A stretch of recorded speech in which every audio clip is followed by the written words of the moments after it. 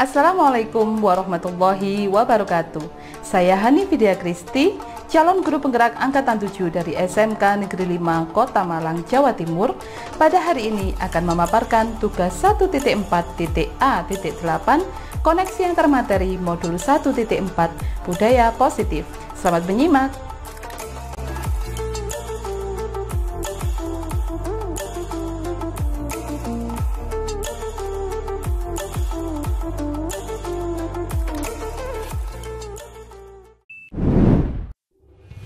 Sebagai seorang pendidik dan pemimpin pembelajaran, kita ikut berperan dalam mewujudkan budaya positif di sekolah, dalam rangka mewujudkan sekolah yang berpihak kepada murid, dengan cara menerapkan konsep-konsep inti seperti disiplin positif, motivasi perilaku, posisi kontrol restitusi, keyakinan sekolah atau kelas, dan segitiga restitusi. Yang pertama, disiplin positif. Disiplin positif merupakan salah satu cara penerapan disiplin yang bertujuan untuk menumbuhkan kesadaran diri serta memberdayakan anak untuk melakukan sesuatu secara sadar dan bertanggung jawab tanpa paksaan, sogokan, ancaman maupun hukuman yang didasari pada nilai-nilai kebajikan universal. Dalam penerapan disiplin positif ini, anak diajarkan untuk mampu mengontrol diri dalam melakukan segala tindakan agar tidak melanggar nilai-nilai kebajikan yang telah disepakati. Selain itu, anak diajarkan untuk memahami konsekuensi dari perilaku mereka, serta bertanggung jawab terhadap apa yang dilakukannya. Yang kedua, teori motivasi perilaku manusia. Dr. William Glasser menyatakan bahwa setiap perbuatan pasti memiliki suatu tujuan atau motivasi tertentu, yaitu untuk memenuhi kebutuhan dasar manusia.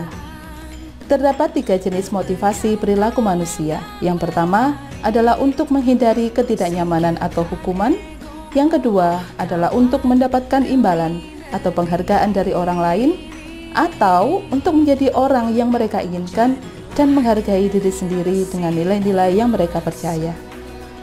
Tujuan penerapan disiplin positif ini adalah untuk menanamkan motivasi yang ketiga pada diri murid-murid kita, yaitu motivasi untuk menjadi orang yang mereka inginkan dan menghargai diri sendiri dengan nilai-nilai kebajikan yang dipercaya.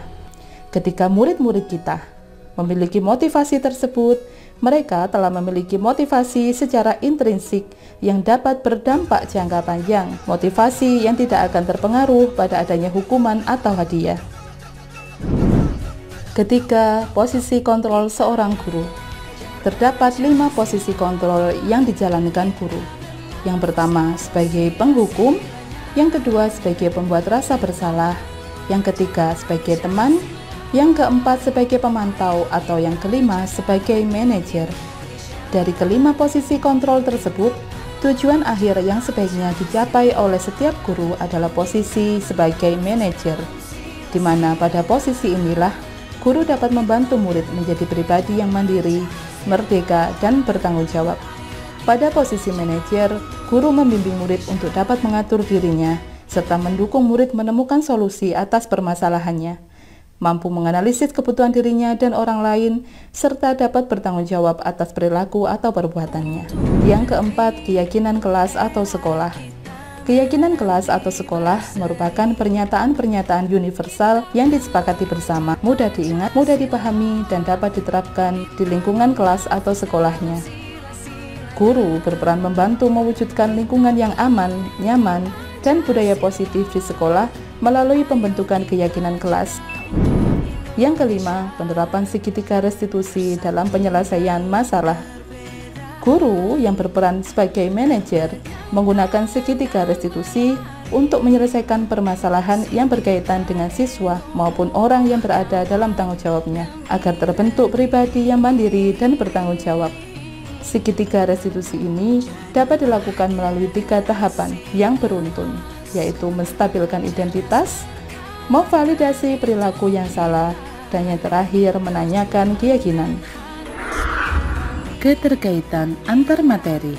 Dengan mewujudkan budaya positif di sekolah, Maka tujuan pendidikan Ki Hajar Dewantara yaitu menciptakan pendidikan yang berpihak kepada murid yang sejalan dengan tujuan pendidikan nasional, yaitu mewujudkan profil pelajar Pancasila dapat terwujud melalui terciptanya lingkungan yang aman dan nyaman bagi siswa untuk dapat berkembang, belajar, mencoba, dan mengembangkan kecakapan lainnya tanpa merasa takut akan tekanan-tekanan dari lingkungannya. Budaya positif di sekolah dapat terwujud jika seorang pendidik memiliki nilai-nilai guru penggerak dalam dirinya, antara lain berpihak kepada murid, mandiri, reflektif, kolaboratif, dan inovatif.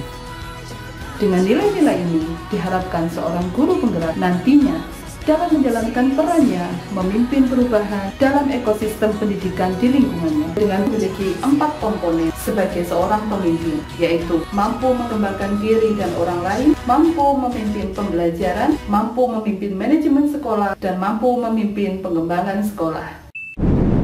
Dalam rangka mewujudkan visi sekolah yang berpihak kepada murid, seorang guru penggerak dapat membuat sebuah prakarsa perubahan yang dapat diwujudkan dengan metode Bagja. Dalam mewujudkan visi tersebut yang diprakarsai dengan prakarsa perubahan, seorang guru penggerak tidak dapat melakukannya seorang diri. Namun ia harus mampu melibatkan dan menggerakkan komunitas praktisi di sekolahnya.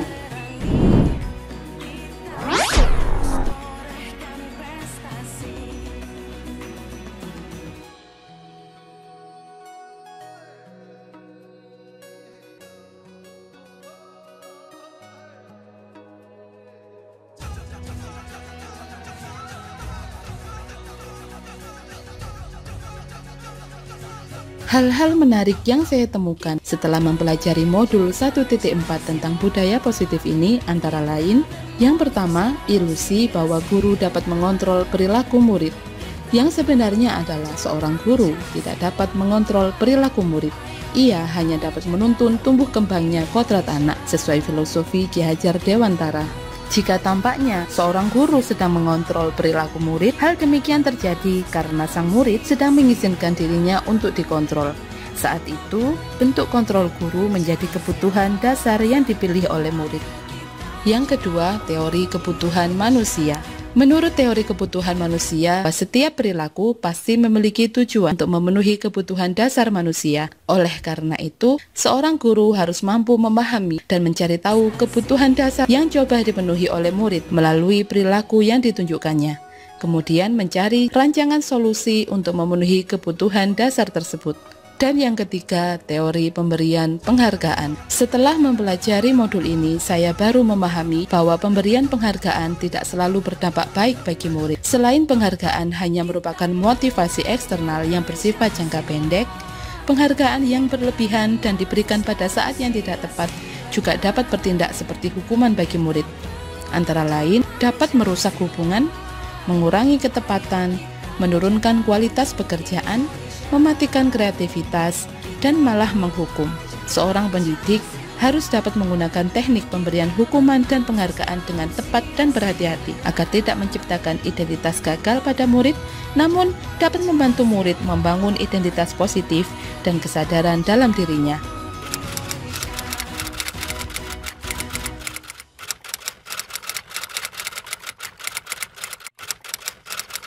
Sekarang saya menyadari bahwa posisi kontrol terbaik yang harusnya saya jalankan adalah posisi kontrol sebagai seorang manajer, di mana seorang manajer mampu membantu murid menyelesaikan permasalahannya sehingga dapat kembali ke kelompoknya dengan karakter lebih kuat, mandiri, dan bertanggung jawab melalui penerapan segitiga restitusi.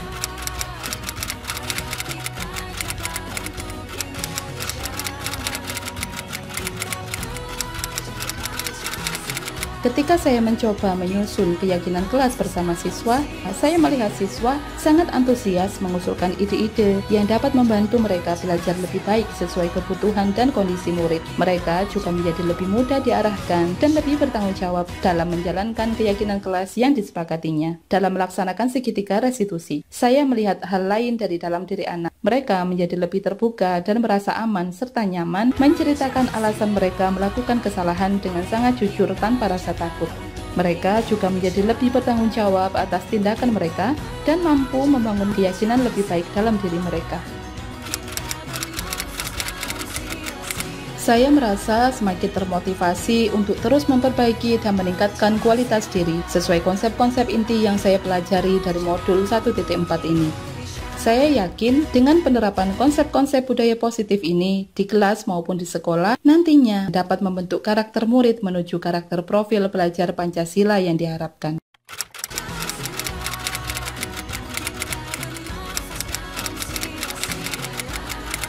Hal yang telah baik dari penerapan konsep-konsep budaya positif di sekolah saya adalah telah munculnya kesadaran dalam diri siswa dalam menjalankan budaya positif di sekolah sesuai nilai-nilai kebajikan yang berlaku dan disepakati bersama. Hal yang masih perlu diperbaiki adalah kemampuan saya untuk menjalankan posisi kontrol sebagai seorang manajer.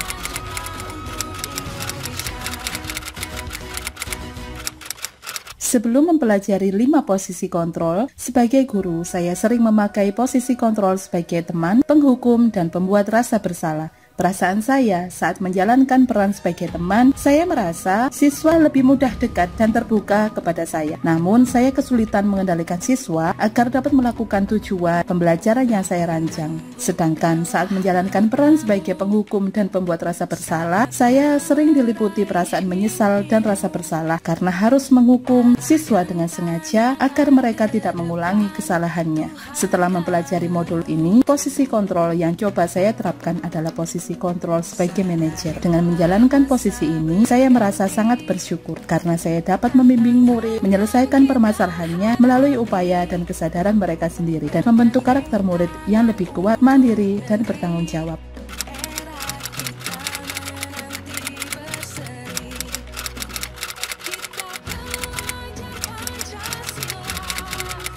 Sebelum mempelajari modul budaya positif ini, saya pernah menerapkan segitiga restitusi ketika menghadapi permasalahan murid, namun belum secara utuh. Ketika menangani masalah, biasanya saya akan langsung melakukan tahap validasi kesalahan dan menanyakan keyakinan, namun belum melaksanakan stabilisasi identitas.